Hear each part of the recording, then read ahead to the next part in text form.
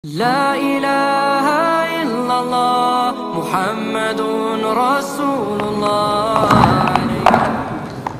السلام عليكم ورحمة الله وبركاته. الحمد لله الذي أرسل الرسول بالهدى ودين الحق ليظهره على دين كله وكفى بالله عليما.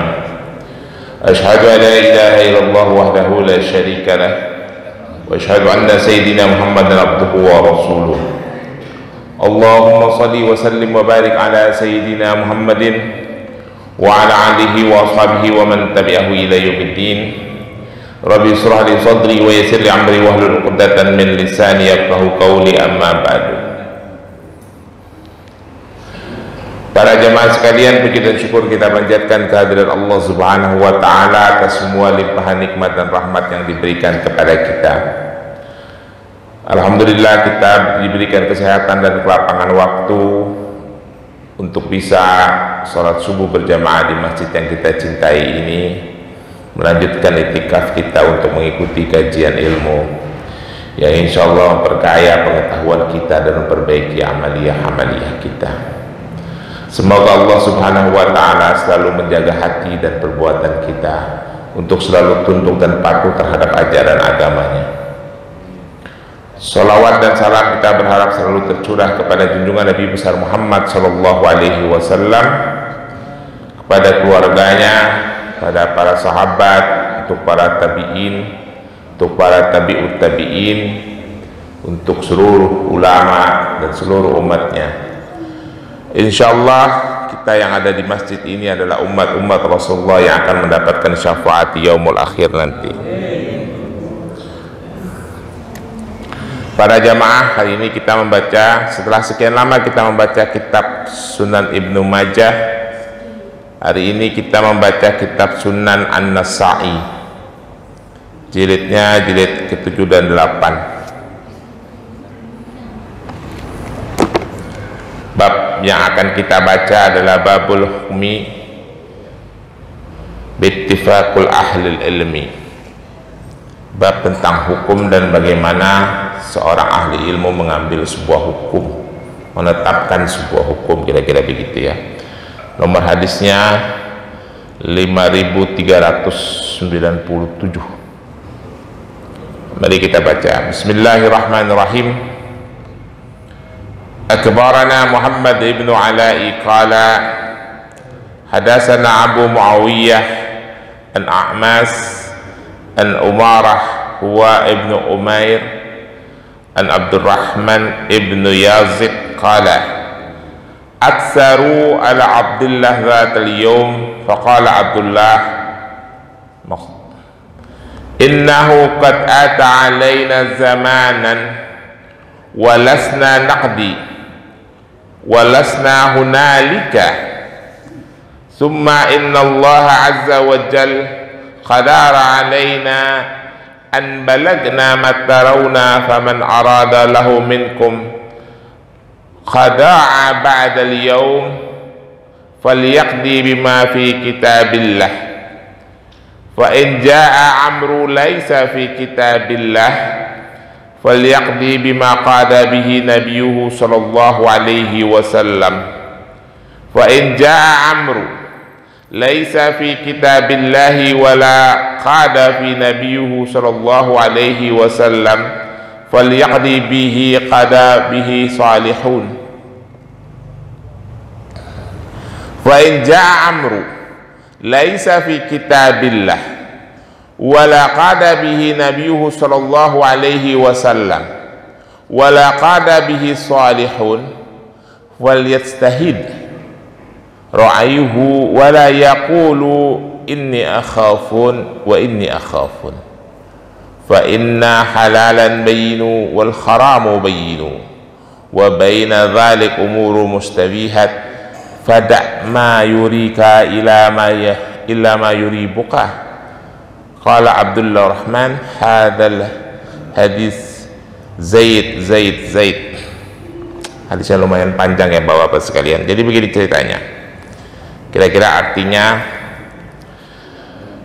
mengabarkan kepada kami Muhammad ibnu Ala'i, dia berkata, meriwayatkan kepada kami Abu Muawiyah dia mendapatkan hadis ini dari A'mas, dari Umar yang dimaksud huwa ibnu Umairah, dialah adalah ibnu Umairah, dari Abdurrahman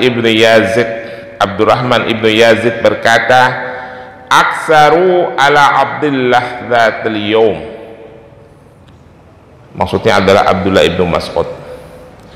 Jadi kata Abdurrahman ibnu Yazid, aksaru ala Abdullah ibnu Mas'ud dzata yaum, banyak orang bertanya kepada Abdullah ibnu Mas'ud. Abdullah ibnu Mas'ud ini adalah sahabat Rasulullah dari kalangan sahabat shogir ya, bapak-bapak sekalian. Sahabat shogir itu maksudnya sahabat generasi terakhir. Di antaranya ada Abdullah ibnu Mas'ud, Abdullah ibnu Abbas, ada Anas bin Malik. Karena mereka menjadi sahabat Rasulullah pada usia-usia muda, usia-usia 10 tahun, 11 tahun, 12 tahun. Maka mereka ini adalah sahabat generasi terakhir yang menjadi gurunya para tabi'in. Tabi'in itu adalah para generasi setelah sahabat. Pada saat generasi sahabat shogir, generasi sahabat-sahabat muda ini tumbuh dan besar lalu memberikan fatwa, sahabat-sahabat senior sudah tidak ada, sudah pada wafat, gitu kira-kira ya. Seperti Abdurrahman bin Auf itu sudah tidak ada, Abu Hurairah itu sudah tidak ada. Kenapa saya mau menjelaskan seperti ini? Biar makna filosofis dari hadis ini bapak-bapak nyambung ya. Jadi kata Abdurrahman ibnu Yazid, aksaru ala Abdullah ibnu Mas'ud dzata yaum, banyak orang bertanya kepada Abdullah ibnu Mas'ud pada suatu hari. Faqala Abdullah ibnu Mas'ud, innahu, sesungguhnya, qad ata alaina zamanun walasna naqdi walasna hunalika, sesungguhnya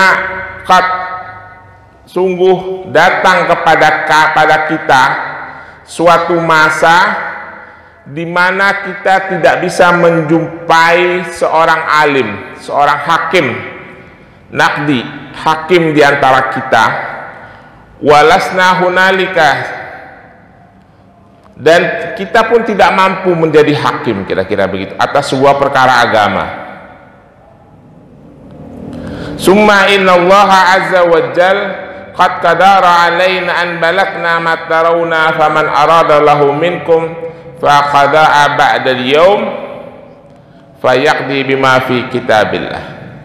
Akan tetapi Allah subhanahu wa ta'ala telah menetapkan kepada kita, menunjukkan kepada kita, di antara kita akan bertemu, di antara kalian gitu, akan bertemu dengan permasalahan-permasalahan, baik itu permasalahan agama maupun permasalahan dunia setelah hari ini, kira-kira gitu kata Ibnu Mas'ud. Jadi Abdullah ibnu Mas'ud didatangi oleh banyak orang, ditanya banyak perkara yang pada masa Rasulullah masih hidup dan para sahabat senior masih hidup, permasalahan ini tidak dibahas, kira-kira begitu. Lalu banyak hal yang ditanyakan oleh Abdullah ibnu Mas'ud, dan Abdullah ibnu Mas'ud menjawab, dan dia menyampaikan setelah hari ini, maksudnya setelah masa-masa beliau, masa-masa berikutnya sampai akhir zaman, akan banyak permasalahan agama yang belum dibahas di masa Rasulullah, belum diterangkan di masa Rasulullah, demikian pula belum diterangkan di masa para sahabat, kira-kira begitu.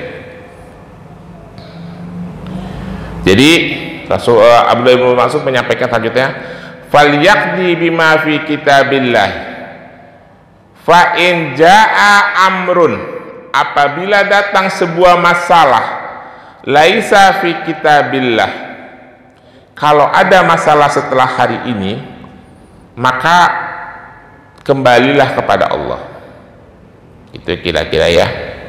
Tetapi apabila ada masalah yang datang laisa fi kitabillahi falyaqdi bima qada bihi nabiyuhu sallallahu alaihi wasallam, apabila kalian menghadapi sebuah masalah agama, kembalilah kepada kitab Allah Tetapi apabila itu tidak diterangkan secara jelas di dalam kitab Allah, falyaqdi bima qada bihi nabiyuhu sallallahu alaihi wasallam, maka lihatlah apa yang ditetapkan oleh nabinya sallallahu alaihi wasallam. Lihatlah apa yang diajarkan oleh Rasulullah sallallahu alaihi wasallam. Kira-kira bahasa sederhananya, kalau tidak ada di Al-Quran permasalahan itu, lihat di hadis, kira-kira gitu ya.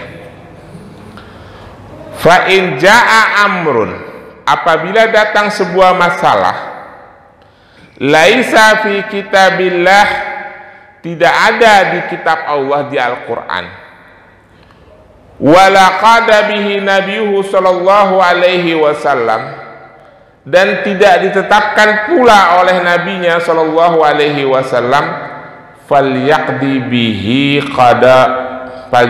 bima qada bihi salihun, maka lihatlah apa yang ditetapkan oleh orang-orang soleh.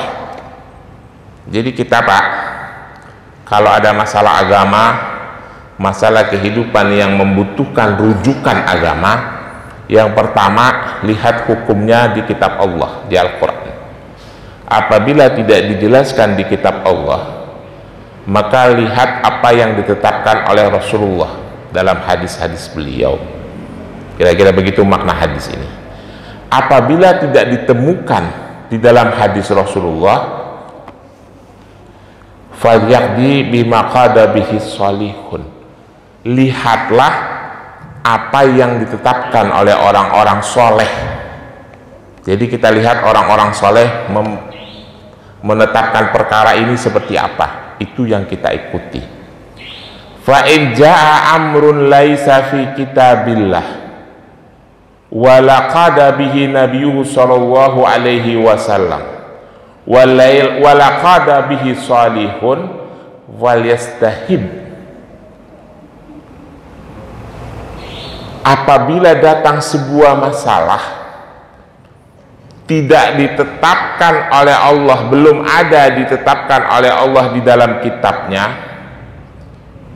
demikian pula tidak ditetapkan oleh Rasulnya sallallahu alaihi wasallam dalam sunnah-sunnahnya, dan tidak pula ditetapkan oleh orang-orang soleh, falyastahid, maka kalian semua boleh beristihad.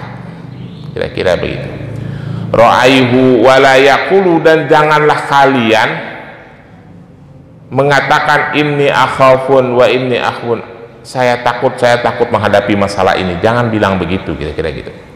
Fa inna halalul bayinu wal haramu bayinu wa ma baina dzalik umuru mustasabihat. Fada' ma yuribuka ila ma la yuribuka. Jadi kira-kira hadis ini bermakna, apabila kita menghadapi sebuah permasalahan hukum di dalam kehidupan kita ataupun permasalahan kehidupan yang membutuhkan referensi sebuah hukum, yang pertama kali kita lihat adalah di Al-Quran. Kalau kita tidak menemukan di Al-Quran, maka kita lihat hadis-hadis Rasulullah.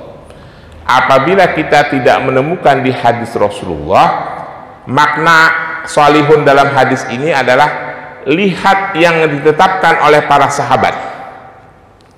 Apabila tidak ditetapkan oleh para sahabat, permasalahan sampai di situ selesai Pak. Sisanya kita beristihad. Bapak-bapak sekalian, Bapak mengerti nggak alur hadis ini Pak? Ada dalil Al-Quran, lalu ada dalil yang kualitasnya di bawah Al-Quran, hadis Rasulullah. Itu adalah nas, teks. Kita merujuk ke situ. Tetapi apabila ada permasalahan yang tidak ditetapkan di situ, kita merujuk kepada perilaku, kepada amaliyah para sahabat. Tetapi apabila para sahabat tidak melakukan, maka referensi dalil selesai sampai di situ. Ingat ya Pak, referensi dalil selesai sampai di situ. Sisanya adalah umat Islam dibolehkan untuk beristihad, mengerahkan seluruh perhatian, ilmu pengetahuan untuk menemukan atau mengambil hukum atas permasalahan yang baru itu. Contohnya yang paling populer misalnya perniagaan saham, itu kan tidak ada di masa Rasulullah, tidak ada di masa sahabat, ada ya zaman sekarang. Maka ulama boleh beristihad. Atau yang permasalahan yang paling klasik nih, ketika kita berwudu. Bapak berwudu, dalilnya wudu apa Pak? Dalil wudu di Al-Quran apa? Surah Al-Maidah ayat 6 kan? Ya ayyuhalladzina amanu idza kuntum ila shalah faghsilu wujuhakum, basuh wajahmu, wa aydiyakum ilal marafiq, tanganmu sampai siku. Ilal marafiq itu, kata ilal marafiq itu sampai di siku, di tengah siku, atau melewati siku. Bapak kalau wudhu bagaimana? Ini yang bawa Pak hari-hari aja biar connect. Sampai siku, pas di siku atau melewati siku. Melewati siku berarti mengikuti mazhab Imam Syafi'i. Itu istihad. Kalimatnya cuman ilal marafiq, ya, sampai kepada siku. Lalu para ulama fikih beristihad berdasarkan referensi hadis-hadis ini, sampai di sini apa melewati, itu contoh, ya. Yang berikutnya adalah wamsahu biru'usikum, basuh kepalamu. Basuh, untungnya disebut kepala bukan rambut ya, kepalamu. Bapak kalau wudhu membasuh kepala itu seperti apa? Waduh, wudhu tadi subuh, basuhnya gimana? Kucuk itu doang apa gimana? Apa gini? Yang benar gimana? Basuh. Karena bahasanya wamsahu biru'usikum, dan ada contoh-contoh dari para sahabat. Imam Hambali menetapkan yang namanya wamsahu biru'usikum adalah membasuh dari depan ke belakang. Balik lagi, ya. Imam Syafi'i menetapkan cukup sebagian kepala saja.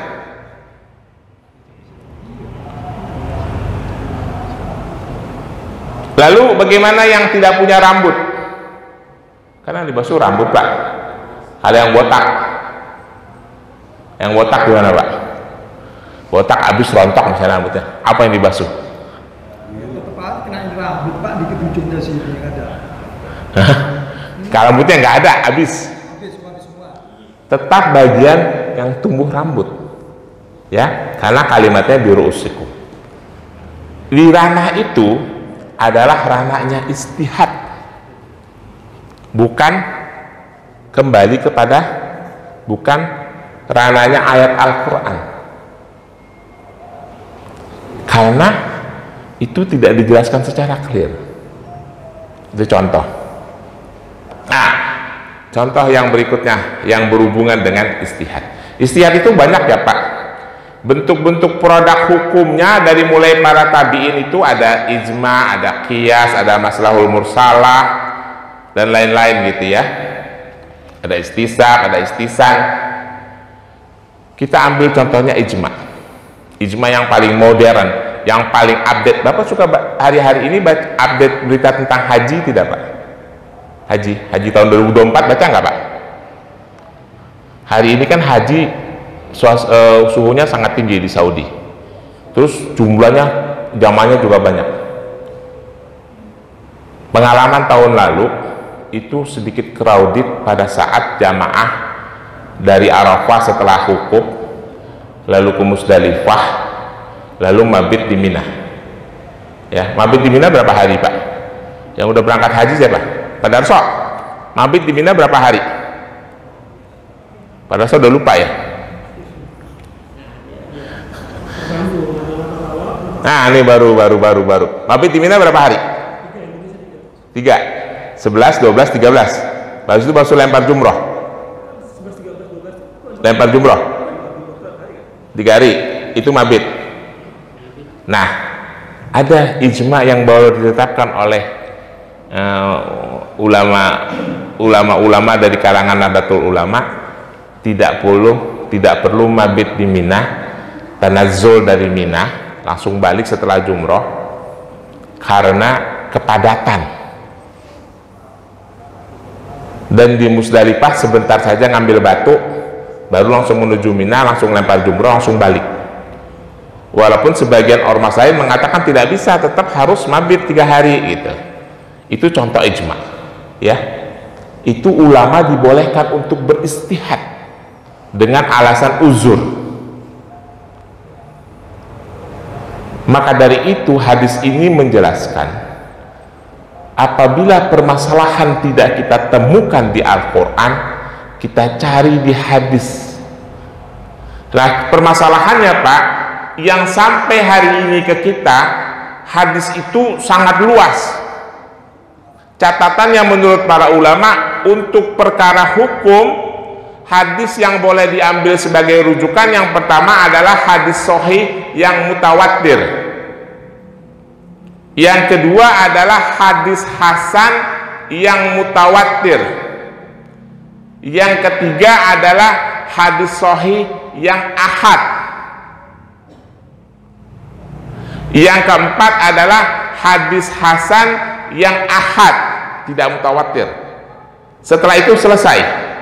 Hadis dhaif untuk permasalahan hukum tidak boleh dijadikan hujah. Kalau hadis dhaif hanya boleh dijadikan referensi untuk nasihat-nasihat menurut para ulama. Jelas ya Pak? Bapak-bapak sekalian, mengapa kita perlu dibolehkan untuk beristihad? Dalilnya apa? Allah mengatakan dalam Al-Quran, fa'tabiru ya ulil albab. Ambillah ibarat, wahai orang-orang yang berfikir, wahai orang-orang yang berilmu pengetahuan. Sebab kalau kita tidak mengambil ibarat, kita tidak mengambil qiyas, tidak membandingkan sebuah hukum dengan hukum yang baru, hukum yang sudah ada dengan hukum yang baru, atau kita tidak membuat kesepakatan hukum baru, ijma jumhur dan sebagainya, maka ajaran agama ini tidak bisa menjawab semua permasalahan. Dan perlu saya pernah berulang-ulang mengasih catatan ya, ayat Al-Quran itu banyak yang bersifat mutasyabihat, banyak yang muhkamat, banyak yang terang dan tidak terang. Mutasyabihat itu ayat-ayat yang tafsirnya, takwilnya hanya Allah yang tahu. Itu tidak perlu kita bahas. Ayat-ayat Al-Quran itu juga banyak yang mutlak muqayyad. Yang mutlak itu sudah jelas batasannya, muqayyad itu belum jelas. Ayat-ayat Al-Quran itu juga banyak yang mujmal mubayyan. Mujmal itu masih samar-samar maknanya, mubayyan itu sudah terang maknanya. Maka dari itu tidak bisa kalau ada ustadz yang mengatakan kita kembali kepada Al-Quran dan hadis. Ya bisa Pak, kembalinya bagaimana? Saya mau tanya, Bapak disodorin Al-Quran sama terjemahannya sekalian bahasa Indonesia, Bapak disodorin hadis sama terjemahannya sekalian, bagaimana mencernanya? Saya kan sering menyampaikan nih, orang-orang bukan di level orang awam, di level ustadz yang sering salah menyampaikan makna ayat, salah menyampaikan makna hadis. Saya udah ulang-ulang berkali-kali kan di sini, masih pada ingat? Baru saya menyampaikan 3 minggu yang lalu mengenai hadis kurban. Hari Jumat kemarin udah ada yang salah lagi. Saya belum sempat tanya sama Ustadz Amin itu, Ustadz, seringkali khotib di At-Taubah itu saya lihat. Kemarin Jumat kejadian lagi. Nanti kita bahas. Contoh Pak, Contoh ayat yang sangat populer yang suka dibaca sama Ustadz Amin. Surah Al-Baqarah ayat 153. Ya ayyuhalladzina amanu sta'inu bis-sabri was-shalah innallaha ma'as-sabirin. Artinya udah paham semua kan? Paham gak Pak? Hai orang-orang yang beriman, jadikanlah sabar dan sholat sebagai penolongmu, karena sesungguhnya Allah maha dekat dengan orang-orang yang sabar. Innallaha ma'as-sabirin. Allah bersama orang-orang yang sabar. Itu kalau kita baca artinya, clear tidak Pak? Clear apa enggak Pak? Clear. Bapak kalau ada yang bilang clear angkat tangan, saya mau tanya. Ya ayyuhalladzina amanu ista'inu bis-sabri was-shalah innallaha ma'as-sabirin. Ini kita memaknai hadis ayat ini tidak pakai istihad. Tidak perlu bantuan para ulama untuk menafsirkan ayat ini. Bagaimana kita cara memahaminya? Wahai orang-orang yang beriman, clear ya? Sampai kalimat itu clear ya? Wahai orang-orang yang beriman, makna iman udah jelas ya. Ista'inu, memohonlah pertolongan dengan sabar dan sholat. Sabar yang dimaksud itu sabar yang bagaimana? Hah? Sabar yang gimana Pak? Segala sesuatu. Sabar dalam segala sesuatu. Mungkin kalau bahasa agamanya saya terjemahkan sabar di dalam ketaatan kepada Allah, sabar dalam menerima cobaan dari Allah. Setuju tidak? Ya, clear ya. Jadi sabar itu maknanya sabar di dalam ketaatan kepada Allah dan sabar dalam menerima cobaan kepada Allah. Pertanyaan berikutnya, kalau sholat udah clear ya, yang kita jadikan pertolongan itu sabar dan sholat saat kapan? Saat kapan Pak? Hah? Saat kita lagi diuber-uber pinjol apa? Apa saat diuber-uber kartu kredit? Apa saat lagi susah belum bisa bayar kuliah anak? Apa saat rumah tangga lagi berantakan gitu? Hah? Jadi kita ngambil, Bapak berpikir rasional aja nih. Kita punya utang 200 juta, nggak bisa bayar. Ini biar bisa dicerna ya, biar gampang. Terus kita gunakan sabar dan sholat sebagai penolong kita supaya utangnya kebayar. Kira-kira selesai nggak masalah? Nah, jadi solusinya gimana? Nggak laku dong ayat itu. Tapi ada ikhtiar, ada tulisannya. Tapi kagak ada keterangan ikhtiarnya di situ, di ayat itu. Ada nggak keterangan ikhtiarnya? Di ayat yang lain tentunya. Berarti udah bukan dalam konteks satu ayat itu. Bagaimana Pak? Itulah mengapa kita membutuhkan istihad para ulama untuk menafsirkan ayat. Sebab kalau kita cuma membaca bermodal pada terjemahan letterlock bahasa Indonesia, udah nggak bakalan ketemu itu makna ayat. Tafsir itu menjelaskan pertolongan Allah akan datang dengan sabar dan taat itu nanti di hari akhirat. Jelas, bukan di dunia Pak. Pada saat kita di yaumul hisab, tidak ada lagi pertolongan, keluarga tidak bisa menolong. Yang bisa menolong kita adalah amaliyah kita yang baik. Salah satunya adalah sholat kita di dunia dan kesabaran kita dalam taat kepada Allah dan kesabaran kita dalam menerima cobaan-cobaan dari Allah. Clear itu. Di tafsir Ibnu Katsir ada, di tafsir Jalal Imam Suyuti ada. Orang menafsirkan kalau lagi bikin tulisan-tulisan di media sosial, kita jadikan sabar dan sholat sebagai penolong kita dalam menghadapi masalah di dunia. Padahal konteks ayat itu nanti di yaumul hisab. Ini apa? Karena modalnya baca terjemahan, jadi nggak nyambung. Contoh satu lagi nih, yang baru 3 minggu lalu saya sampaikan ketika saya menyampaikan hadis tentang kurban. Kalau yang ikut pasti masih ingat kalimat man kana lahu sa'atan walam yudoha fala taqrabana musallana. Masih ingat kan? Barang siapa yang diberikan itu tadi tafsir ayat ya, sekarang tafsir hadis. Rasulullah bilang, barang siapa yang diberikan kelapangan lalu dia tidak berkurban, jangan dekat-dekat tempat sholat kami. Masih ingat nggak penjelasan saya tentang fala taqrabana musholana? Itu saya baca clear ya di Sarah Sunan Ibnu Majah. Sarah Bukhari seperti itu juga penjelasannya. Sarah Sahih Muslim juga begitu. Masih ingat nggak penjelasan saya? Kalimat fala taqrabana musholana, jangan dekat-dekat tempat sholat kami. Penjelasan hadis itu adalah dilarang orang-orang yang diberikan kelapangan harta lalu dia tidak berkurban untuk berada di majelis orang-orang soleh, di majelis kaum muslimin, di majelis orang-orang yang beriman, perkumpulan orang-orang yang beriman. Itu penjelasannya. Penjelasan Sarah lagi lebih lanjut bahwa makna hadis ini menunjukkan bahwa untuk orang-orang yang mampu berkurban itu adalah hukumnya wajib. Itu penjelasan fala taqrabana musholana. Tapi ada level ustadz khutbah di atas mimbar. Khutbahnya kemarin, masih ingat nggak yang sholat Jumat kemarin di At-Taubah siapa aja? Ingat nggak ustadz juga menjelaskan hal yang sama? Kalau kagak ada yang ingat berarti tidur nih pada saat khutbah. Ustadz ngomong apa? Fala taqrabana musholana. Hah? Nah, bayangin Pak, saya langsung kaget. Kalimatnya, tempat sholat Rasulullah di mana? Di Madinah kan, sama di Mekah, maka dilarang datang ke kota Mekah dan kota Madinah.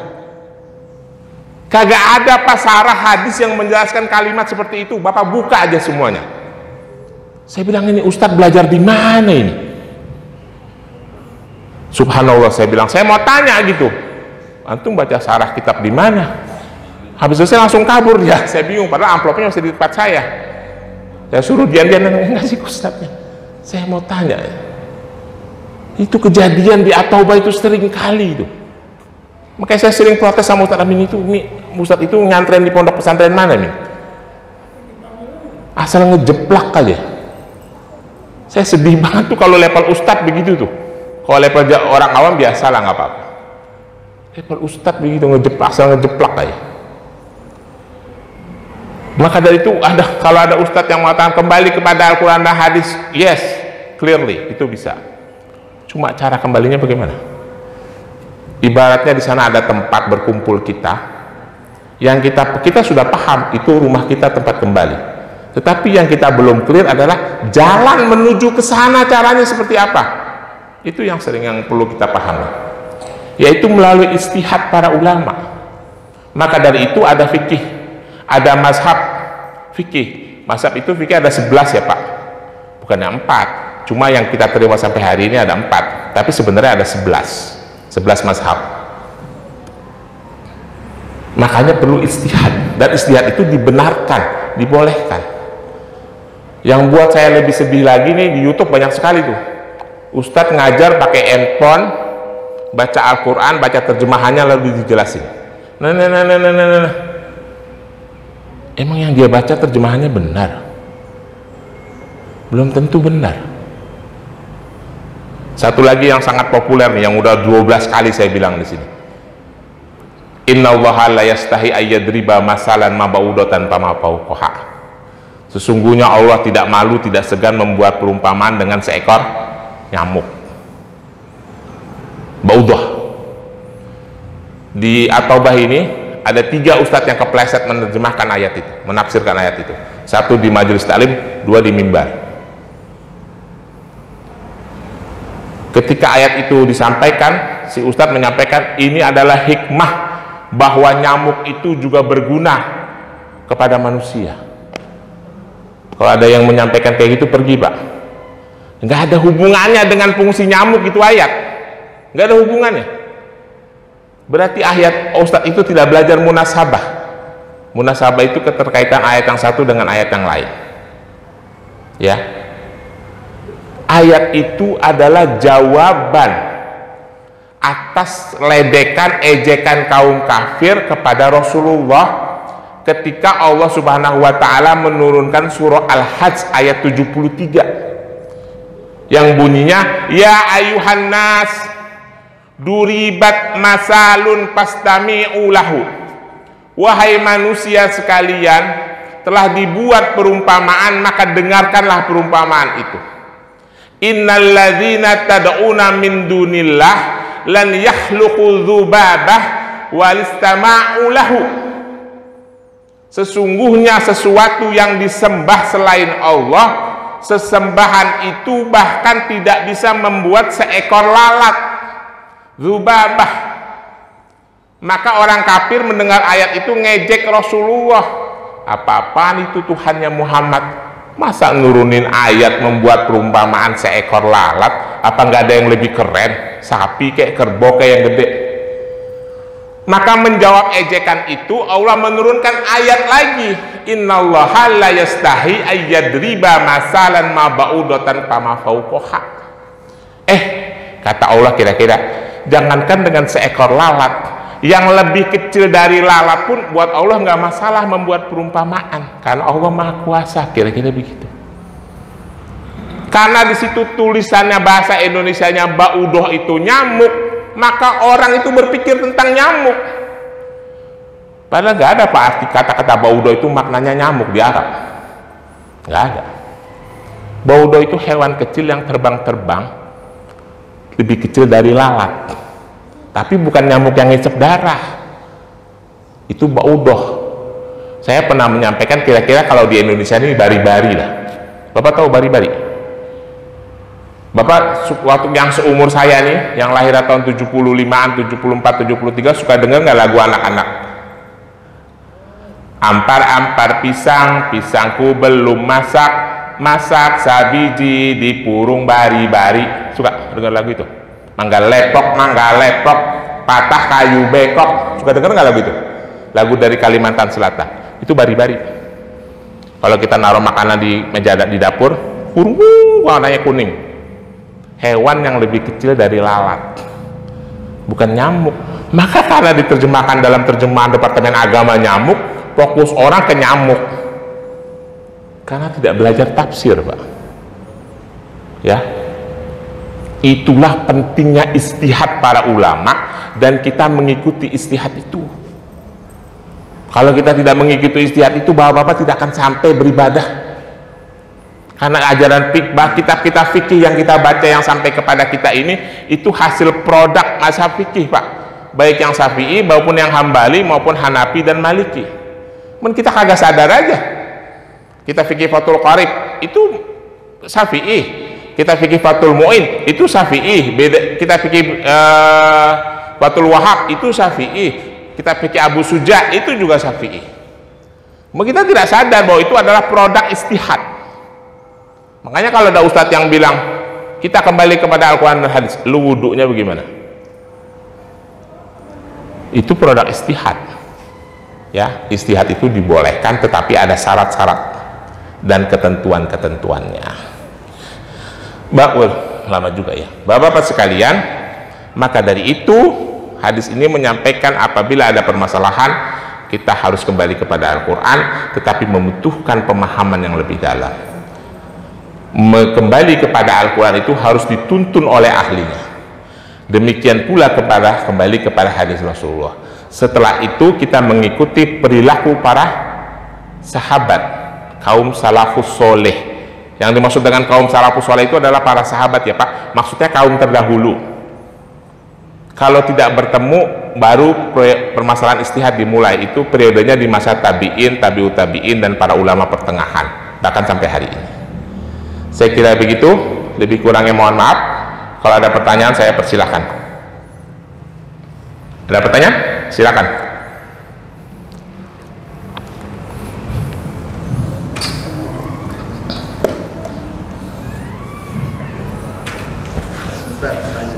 Oh ya, boleh. Assalamualaikum warahmatullahi wabarakatuh. Waalaikumsalam. Ya Pak, tadi disampaikan di awal bahwasanya ditanyakan yaitu di luar daripada Al-Quran dan hadis ini. Sekarang ini ada pemikiran bahwasannya saya pernah menyampaikan kepada salah satu ustadz, wah itu ngarang-ngarang itu. Ya memang pemikirannya begini. Sekarang ini bisa dikatakan bahwasannya surga itu sudah ditunjukkan oleh Allah SWT di dunia bagi orang yang misalnya mau berpikir gitu ya. Nah, kita ini berpikir enggak keadaan seperti ini? Mungkin 10 tahun yang lalu sebelum adanya yaitu beli online misalnya ya, pasang. Nah, kita ini sekarang ini pengen apa saja keturutan masuk ke dalam. Kita misalnya nih kepengen nih, wah makan yang terenak di Jakarta ini, wah klik aja sampai di depan kita. Pengen apa aja pakai intinya, wah pengen kasur yang empuk yang harganya mahal, klik sampai depan kita. Bedanya kalau di dunia ini bayar kan gitu. Kalau di akhirat maka terbenaklah di dalam pikiran kita, maka itu sampai pada diri kita. Nah, itu bedanya. Itu kemudian yang pertama. Nah, yang kedua, saya pernah juga menyampaikan bahasanya terkait dengan nyamuk tadi itu. Nah, apa nggak bisa? Memang Allah menciptakan buat perumpamaan ini tadi ini, bahasanya memang nyamuk itu kan ada gunanya juga. Artinya ada gunanya begini.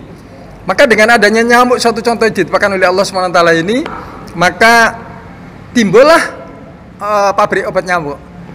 Artinya dengan nyamuk saja ini, berapa ribu orang mungkin ya, itu yang terserap di dalam kaitannya dengan nyamuk.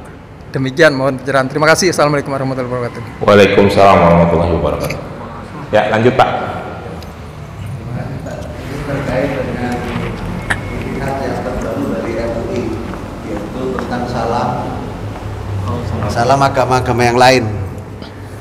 Ini kan terjadi polemik atau terjadi pro kontra lah gitu, karena terkait juga dikaitkan dengan toleransi gitu kan. Sementara itu dulu Ustaz, makasih. Baik, 3 pertanyaan.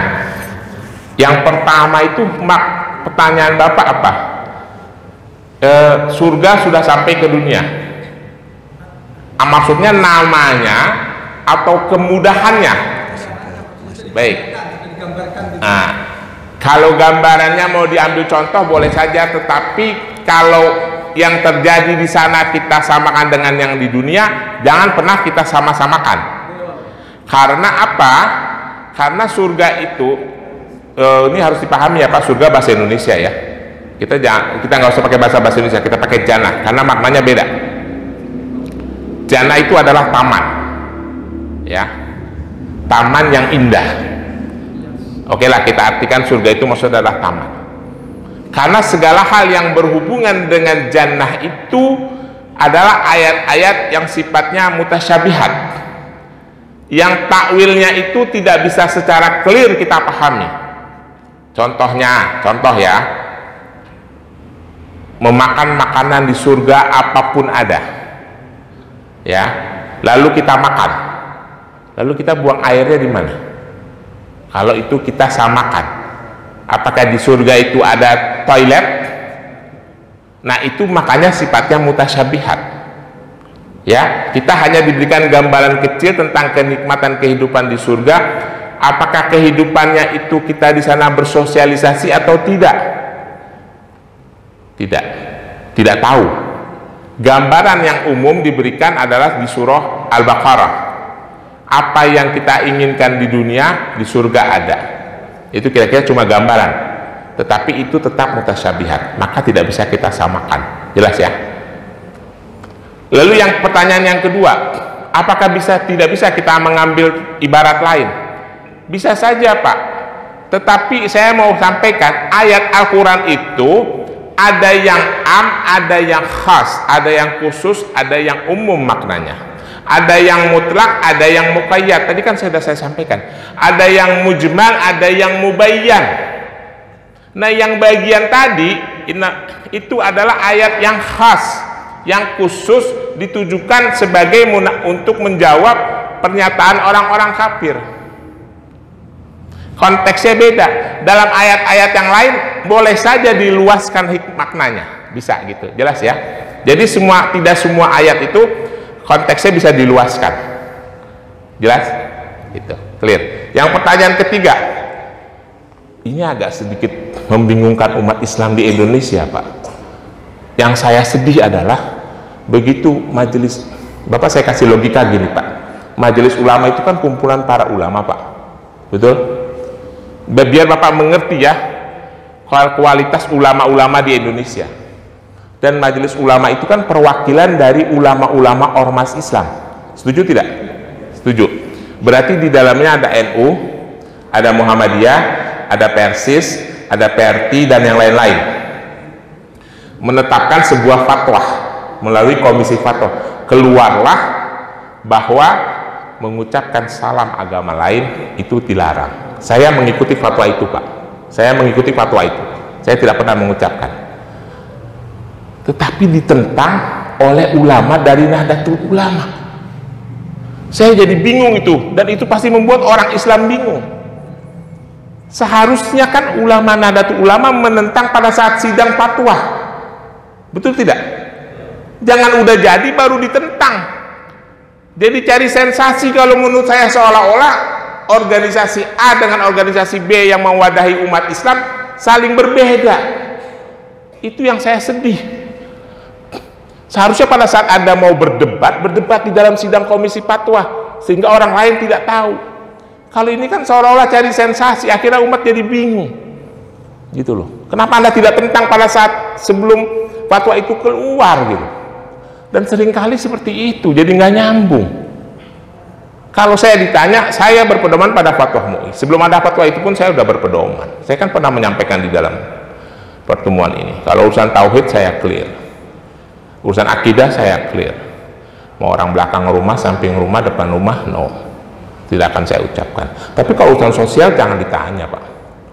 Silahkan tanya belakang rumah saya, samping rumah saya yang berbeda agama, seperti apa saya sosialisasi saya kepada beliau-beliau. Dan beliau juga sangat baik kepada saya. Tapi kalau urusan akidah, saya tidak akan mengucapkan. Jelas ya, Pak? Cuma yang saya sayangkan, kenapa terjadi perbedaan? Seharusnya pada saat kalau emang itu tidak layak untuk dikeluarkan fatwanya, ya ditentang pada saat digodok fatwa itu. Tapi itulah yang terjadi di Indonesia, Pak. Karena ormas itu sudah diintervensi dengan kepentingan politik, nggak perlu kita sebutlah namanya ya. Itulah yang terjadi. Nah, kita harus bijak-bijak memahami dinamika dalam beragama di negeri ini ya. Saya kira gitu, lebih kurangnya mohon maaf. Billahi taufiq wal hidayah. Wassalamualaikum warahmatullahi wabarakatuh.